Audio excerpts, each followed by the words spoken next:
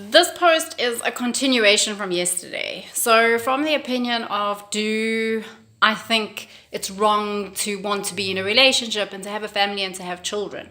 So, as I said, I don't think that's wrong at all. I think my children are amazing and I would never change it for the world. So, I recommend have children. And as for relationships, some of them can be absolutely amazing and wonderful.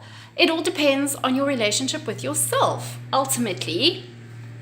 So, what I think is that anything that disempowers you, anything that is not from a space of self-love inside yourself, is probably not good for you. So, it boils down to you and honesty with yourself. So, say, for example, it's your dream to have an amazingly rewarding, beautiful relationship with a man who adores you, and to get married and to have children and to live happily ever after. So that's your dream. That's wonderful. That's a beautiful dream, because a relationship like that could be the most incredible experience ever. Someone who loves you as much as you love them, and it's just this mutual exchange of loveliness. There's still going to be hard work because you're still going to have your baggage and your own stuff to deal with. So be realistic, but it's possible to have an amazing relationship. So the danger comes in is when we place this longing onto somebody who doesn't want that role in your life. So for example, you meet somebody, you fall in love with somebody, and that somebody doesn't reciprocate. No matter what they may or may not feel for us, doesn't actually come into the equation. But their actions, which they're showing towards you, is really the most important and most loving thing you need to look at for yourself. So, for example, you're in love with somebody and you want them to be your husband and to have children with them, but that person wants nothing to do with you. You are essentially you're forcing your will onto somebody else, and you also are swimming upstream.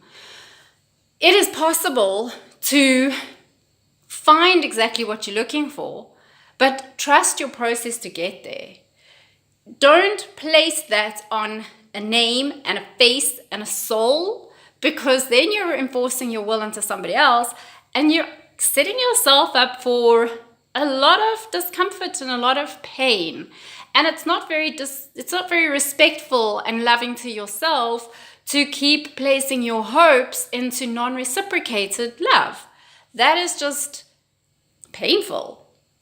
And if that is something that you are doing and you can't help yourself because you're so convinced that the person that you love must love you back, I would say you need to look at yourself. You need to understand why you are doing that to yourself. Why is that your pattern?